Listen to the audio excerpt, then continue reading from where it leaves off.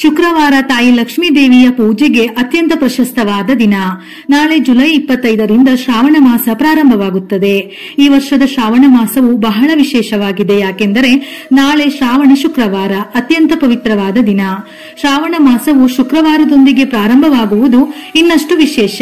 ಈ ದಿನ ಮಾಡುವ ಪೂಜೆ ಪುನಸ್ಕಾರಗಳಿಗೆ ಅದ್ಭುತ ಫಲಗಳು ಪ್ರಾಪ್ತಿಯಾಗುತ್ತದೆ. ಅದರಲ್ಲೂ ನಮ್ಮ ಜೀವನದಲ್ಲಿ ಸಿರಿ ಸಂಪತ್ತು ವೃದ್ಧಿಯಾಗಲು ಶ್ರಾವಣ ಮಾಸವು ಪ್ರಮುಖ ಪಾತ್ರ ವಹಿಸುತ್ತದೆ. ಈ ಮಾಸದಲ್ಲಿ ಶುಭ ಕಾರ್ಯಗಳು ಪ್ರಾರಂಭವಾಗುತ್ತದೆ. ಶ್ರಾವಣದ ಮೊದಲ ದಿನವೇ ಲಕ್ಷ್ಮಿಯ ಆರಾಧನೆ ಮಾಡಿದರೆ ಆ ತಾಯಿ ಸಂತೃಪ್ತಳಾಗಿ ನಮ್ಮನ್ನು ಹರಸುತ್ತಾಳೆ. ಹಾಗಾಗಿ ನಾಳೆ ತಪ್ಪದೆ ನಿಮ್ಮ ಕೈಲಾದ ಮಟ್ಟಿಗೆ ನೀವು ತಾಯಿಯ ಆರಾಧನೆ ಮಾಡಿ. ಕಲಶವಿಟ್ಟೆ ಆರಾಧನೆ ಮಾಡಬೇಕೆಂದೇನೂ ಇಲ್ಲ. ನಿಮ್ಮ ನಿಮ್ಮ ಅನುಕೂಲಕ್ಕೆ ತಕ್ಕಂತೆ ಪೂಜಿಸಿ. ಇದರಿಂದ ನಿಮ್ಮ ಮನೆಗೆ ಸಂಪತ್ತು ವೃದ್ಧಿಯಾಗುತ್ತದೆ. ಪತಿಗೆ ಆಯಸ್ಸು, ಆದಾಯ ಹೆಚ್ಚುತ್ತದೆ. ಮಕ್ಕಳಿಗೆ ಉತ್ತಮ ಆರೋಗ್ಯ ಲಭಿಸುತ್ತದೆ. ಮಹಿಳೆಯರು ಮುಂಜಾನೆಯೇ ಎದ್ದು ಮನೆಯನ್ನು ಶುಭ್ರಗೊಳಿಸಿ ಸ್ನಾನದ ನಂತರ ದೇವರ ಮನೆಯಲ್ಲಿ ದೀಪ ಬೆಳಗಿಸಿ, ಮನೆಯ ಹೊಸ್ತಿಲುಗಳಿಗೆ ಅರಿಶಿನ ಹಚ್ಚಿ, ಬಾಗಿಲಿಗೆ ಮಾವಿನ ತೋರಣವನ್ನು ಕಟ್ಟಿ, ಮನೆಯ ಮುಂದೆ ರಂಗೋಲಿ ಹಾಕಿ ಮನೆಯಲ್ಲಿ ದೀಪಾರಾಧನೆ ಮಾಡಿಕೊಳ್ಳಬೇಕು.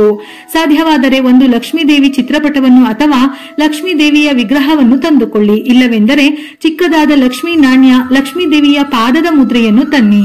ದೇವರ ಮನೆಯಲ್ಲಿ ತಾಯಿ ಲಕ್ಷ್ಮಿಯ ಪಾದದ ರಂಗೋಲಿ ಹಾಕಿದರೆ ಶ್ರೇಷ್ಠ. ಯಾವುದೇ ಪೂಜೆ ಮಾಡಿದರೂ ಮೊದಲು ಗಣಪತಿಯನ್ನು ಪೂಜಿಸಬೇಕು. ಹಾಗಾಗಿ ಗಣಪತಿಗೆ ನಮಸ್ಕರಿಸಿ ಓಂ ಗಂ ಗಣಪತಿಯೇ ನಮಃ ಎಂಬ ಮಂತ್ರವನ್ನು ಹೇಳಿ ನಂತರ ಲಕ್ಷ್ಮೀ ದೇವಿಯ ಪೂಜೆಯನ್ನು ಪ್ರಾರಂಭಿಸಬೇಕು. ಅಮ್ಮನವರ ಫೋಟೋವನ್ನು ಪ್ರತಿಷ್ಠಾಪಿಸಲು ಒಂದು ಪೀಠವನ್ನು ಸಿದ್ಧಪಡಿಸಿಕೊಂಡು ಅಮ್ಮನವರ ವಿಗ್ರಹವನ್ನು ಅಥವಾ ಚಿತ್ರಪಟವನ್ನು ಪ್ರತಿಷ್ಠಾಪಿಸಿ ಗುಲಾಬಿ ಹೂವುಗಳಿಂದ ಲಕ್ಷ್ಮೀ ದೇವಿಯನ್ನು ಅಲಂಕರಿಸಬೇಕು. ನಾಳೆಯ ದಿನ ನೈವೇದ್ಯಕ್ಕೆ ಬಾಳೆಹಣ್ಣು, ನೆನೆಸಿದ ಕಡಲೆಕಾಳು, ಬೆಲ್ಲ ಅಥವಾ ಹಸಿ ಹಾಲನ್ನು ಸಹ ಅರ್ಪಿಸಬಹುದು.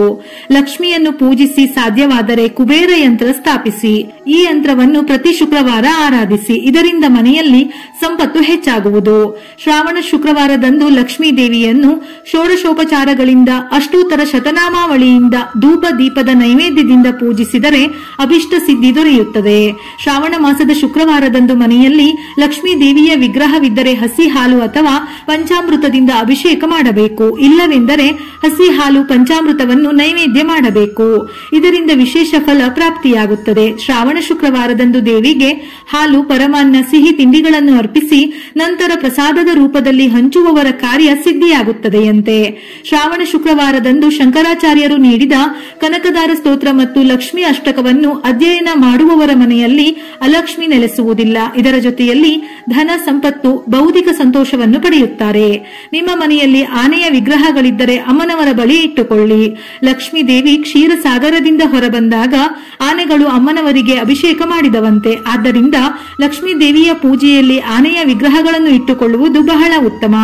ಲಕ್ಷ್ಮೀ ದೇವಿಗೆ ಅರಿಶಿನ, ಕುಂಕುಮ, ಅಕ್ಷತೆ ಹಾಕಿ ನಂತರ ಒಂದು ತಾಮ್ರದ ತಟ್ಟೆಯಲ್ಲಿ ಬೆಳ್ಳಿ ನಾಣ್ಯವಿದ್ದರೆ ಇಟ್ಟು, ಇಲ್ಲವೆಂದರೆ 1 ರೂಪಾಯಿಯ ನಾಣ್ಯವಿಟ್ಟು ಲಲಿತಾ ಸಹಸ್ರನಾಮ ಓದಬೇಕು. ಇಲ್ಲವೆಂದರೆ ಕೇಳಿ. ನಂತರ ಲಲಿತಾ ಅಷ್ಟೋತ್ತರವನ್ನು ಓದಬೇಕು. ಓದುವಾಗ ಅಷ್ಟೋತ್ತರದ ಜೊತೆ ಕುಂಕುಮಾರ್ಚನೆಯನ್ನು ಮಾಡಬೇಕು. ಪ್ರತಿಯೊಂದು ಅಷ್ಟೋತ್ತರವನ್ನು ಹೇಳುವಾಗ ಕುಂಕುಮವನ್ನು ತೆಗೆದುಕೊಂಡು ನಾಣ್ಯದ ಮೇಲೆ ಹಾಕುತ್ತಾ ಕುಂಕುಮಾರ್ಚನೆ ಮಾಡಿ ನಂತರ ದೀಪಾರಾಧನೆ ಮಾಡಬೇಕು. ನಾಳೆಯ ದಿನ ಹಿಟ್ಟಿನ ದೀಪಾರಾಧನೆ ಮಾಡಿದರೆ ಬಹಳ ಶ್ರೇಷ್ಠ. ಅಕ್ಕಿ ಹಿಟ್ಟಿಗೆ ಸ್ವಲ್ಪ ಹಾಲು, ಅರಿಶಿನವನ್ನು ಸೇರಿಸಿ 5 ಸಣ್ಣದಾದ ದೀಪಗಳನ್ನು ತಯಾರಿಸಿ ಪ್ರತಿಯೊಂದು ದೀಪಕ್ಕೂ 2 ಬತ್ತಿಯನ್ನು ಸೇರಿಸಿ ತುಪ್ಪದಿಂದ ಅಥವಾ ಕೊಬ್ಬರಿ ಎಣ್ಣೆಯಿಂದ ದೀಪವನ್ನು ಬೆಳಗಿಸಬೇಕು. ದೀಪಕ್ಕೆ ಸ್ವಲ್ಪ ಜಾವದು ಪೌಡರ್ ಅನ್ನು ಸೇರಿಸಿ ದೀಪ ಬೆಳಗಬೇಕು. ಇದರಿಂದ ತಾಯಿ ಲಕ್ಷ್ಮಿ ಆಕರ್ಷಿತಳಾಗುತ್ತಾಳೆ. ಈ ಮೂಲಕ ಧನಾತ್ಮಕತೆ ಹೆಚ್ಚುವುದಲ್ಲದೆ ಸಂಪತ್ತು, ಸಮೃದ್ಧಿ ಮತ್ತು ಸೌಭಾಗ್ಯ ಪ್ರಾಪ್ತಿಯಾಗುತ್ತದೆ. ನಿಮ್ಮ ಮನೆಯಲ್ಲಿ ಸಿರಿ ಸಂಪತ್ತುಗಳು ಪ್ರಾಪ್ತಿಯಾಗುವುದಲ್ಲದೆ ಈ ಶ್ರಾವಣ ಮಾಸದ ಲಕ್ಷ್ಮಿಯ ಆರಾಧನೆಯಿಂದ ವರ್ಷವಿಡೀ ಸಂಪತ್ತಿಗೆ ಕೊರತೆ ಇರುವುದಿಲ್ಲ. ಮಾಡುವ ಪ್ರತಿಯೊಂದು ಕೆಲಸದಲ್ಲೂ ಯಶಸ್ಸು ಸಿಗುತ್ತದೆ. ಪೂಜೆಯ ನಂತರ ಕುಂಕುಮಾರ್ಚನೆ ಮಾಡಿದ ಕುಂಕುಮವನ್ನು ಮನೆಯಲ್ಲಿ ಪ್ರತಿಯೊಬ್ಬರು ಹಚ್ಚಿಕೊಳ್ಳಬೇಕು. ಹಾಗೆಯೇ ಪ್ರತಿದಿನ ಈ ಕುಂಕುಮವನ್ನು ಹಚ್ಚುತ್ತಾ ಬಂದರೆ ನಿಮ್ಮಲ್ಲಿರುವ ಸಮಸ್ಯೆಗಳು ನಿವಾರಣೆಯಾಗುತ್ತದೆ. ಯಾಕೆಂದರೆ ಈ ಅತ್ಯಂತ ಶಕ್ತಿಶಾಲಿಯಾಗಿರುವ ಶ್ರಾವಣ ಶುಕ್ರವಾರದ ದಿನ ಮಾಡಿದ ಕುಂಕುಮಾರ್ಚನೆಯ ಕುಂಕುಮಕ್ಕೆ ಬಹಳ ಶಕ್ತಿ ಇರುತ್ತದೆ. ಈ ದಿನ ಹಸುವಿಗೆ ಮೇವು ತಿನ್ನಿಸಿ ಶುಕ್ರವಾರ ಲಕ್ಷ್ಮಿಯನ್ನು ಪೂಜಿಸಿದ ಬಳಿಕ ಪ್ರಸಾದವನ್ನು ಹಸುವಿಗೆ ತಿನ್ನಿಸಿ. ಇದರಿಂದ ಆರ್ಥಿಕ ತೊಂದರೆ ದೂರ ಆಗುವುದು. ಇನ್ನು ನಾಳೆ ಸಂಜೆ ಲಕ್ಷ್ಮಿ ಬರುವ ಸಮಯದಲ್ಲಿ ಹೊಸ್ತಿಲನ್ನು ಶುದ್ಧ ಮಾಡಿ ಮತ್ತೆ ರಂಗೋಲಿ ಹಾಕಿ ಅರಿಶಿನ, ಕುಂಕುಮ, ಹೂವುಗಳನ್ನು ಇಟ್ಟು ದೇವರ ಮನೆ ಹೊಸ್ತಿಲು ಮತ್ತು ತುಳಸಿಯ ಬಳಿ ದೀಪವನ್ನು ಹಚ್ಚಬೇಕು. ದೀಪ ಹಚ್ಚುವಾಗ ದೀಪದಲ್ಲಿ 2 ಲವಂಗವನ್ನು ಸೇರಿಸಿ ದೀಪವನ್ನು ಬೆಳಗಿ ನಂತರ ತುಳಸಿಗೆ 5 ಪ್ರದಕ್ಷಿಣೆಯನ್ನು ಹಾಕಬೇಕು. ನಾಳೆಯ ದಿನ ಸಾಧ್ಯವಾದರೆ ಸಂಜೆ ಸ್ನಾನ ಮಾಡಿ ಲಕ್ಷ್ಮೀ ನಾರಾಯಣ ಹೃದಯ ಪಾರಾಯಣ ಮಾಡಬೇಕು. ನಿಮ್ಮ ಮನಸ್ಸಿನಲ್ಲಿರುವ ಪ್ರತಿಯೊಂದು ಕೋರಿಕೆಗಳು ಕೂಡ ಇದರಿಂದ ಈಡೇರುತ್ತದೆ. ನಿಮಗೆ ಯಾವುದೇ ಸಮಸ್ಯೆ ಇದ್ದರೂ ಲಕ್ಷ್ಮೀನಾರಾಯಣ ಹೃದಯ ಪಾರಾಯಣ ಮಾಡಿದರೆ ಪ್ರತಿಯೊಂದು ಸಮಸ್ಯೆಗಳಿಗೂ ಪರಿಹಾರ ಸಿಕ್ಕೇ ಸಿಗುತ್ತದೆ. ಅಲ್ಲದೆ ಲಕ್ಷ್ಮೀನಾರಾಯಣರ ಸಂಪೂರ್ಣ ಅನುಗ್ರಹ ಲಭಿಸುತ್ತದೆ. ಒಂದು ವೇಳೆ ನೀವು ಗರ್ಭಿಣಿಯಾಗಿದ್ದರೆ ಲಕ್ಷ್ಮೀನಾರಾಯಣ ಹೃದಯವನ್ನು ಪಾರಾಯಣ ಮಾಡಿದರೆ ಉತ್ತಮ ಆರೋಗ್ಯವಂತ ಸಂತಾನ ಲಭಿಸುತ್ತದೆ. ಕೆಲಸವಿಲ್ಲದವರಿಗೆ ಒಳ್ಳೆಯ ಕೆಲಸ ಸಿಗುತ್ತದೆ. ಹೀಗೆ ನಿಮ್ಮ ಮನಸ್ಸಿನಲ್ಲಿರುವ ಪ್ರತಿಯೊಂದು ಕೋರಿಕೆಗಳು ಈ ಒಂದು ಪಾರಾಯಣ ಮಾಡುವುದರಿಂದ ಪ್ರಾಪ್ತಿಯಾಗುತ್ತದೆ. ಆದರೆ ನೀವು ಪಾರಾಯಣ ಮಾಡುವಾಗ ಮಂತ್ರದ ಉಚ್ಚಾರ ಸರಿಯಾಗಿ ಶುದ್ಧವಾಗಿರಬೇಕು. ಒಂದು ವೇಳೆ ನಿಮಗೆ ಕಷ್ಟವಾದರೆ ಯಾವುದಾದರೂ ಯೂಟ್ಯೂಬ್ ಲಿಂಕ್ ಅಲ್ಲಿ ಈ ಪಾರಾಯಣವನ್ನು ಕೇಳುತ್ತಾ ಬನ್ನಿ. ಕೇಳಿದರೂ ಕೂಡ ಬಹಳ ಶ್ರೇಷ್ಠ. ನಂತರ ಕ್ರಮೇಣವಾಗಿ ಕಲಿಯಬಹುದು. ಲಕ್ಷ್ಮೀನಾರಾಯಣ ಹೃದಯ ಪಾರಾಯಣವನ್ನು ವಾರದಲ್ಲಿ 2 ದಿನ ಅಂದರೆ ಗುರುವಾರ ಮತ್ತು ಶುಕ್ರವಾರ ಮಾಡಿದರೆ ಬಹಳ ಶ್ರೇಷ್ಠ. ಇದನ್ನು ಕೇಳುತ್ತಾ ಬಂದರೂ ನಮ್ಮ ಮನಸ್ಸಿನಲ್ಲಿರುವ ದುಗುಡ, ಸಂಕಟ, ಕಷ್ಟಗಳು ನಿವಾರಣೆಯಾಗುತ್ತಾ ಹೋಗುತ್ತದೆ. ಹಾಗಾಗಿ ನಾಳೆಯ ದಿನ ತಪ್ಪದೆ ಇದನ್ನು ಕೇಳಿ. ಅದರಲ್ಲೂ ಶ್ರಾವಣ ಮಾಸದ ಪ್ರತಿ ಗುರುವಾರ, ಶುಕ್ರವಾರ ಇದನ್ನು ಪಾರಾಯಣ ಮಾಡಿದರೆ ಅಥವಾ ಕೇಳಿದರೆ ಅದ್ಭುತ ಫಲಗಳು ಪ್ರಾಪ್ತಿಯಾಗುತ್ತದೆ. ನಾಳೆ ಸಂಜೆ ಮುತ್ತೈದೆಯರನ್ನು ಮನೆಗೆ ಕರೆದು ಅರಿಶಿನ, ಕುಂಕುಮದ ಜೊತೆ ತಾಂಬೂಲವನ್ನು ಕೊಟ್ಟು ಅವರ ಆಶೀರ್ವಾದವನ್ನು ಪಡೆಯಬೇಕು.